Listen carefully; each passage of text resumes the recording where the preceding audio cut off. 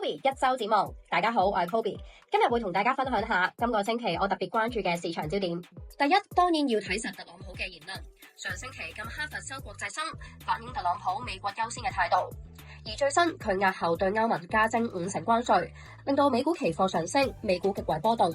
我會比較警惕，美股倉位方面會靈活走位。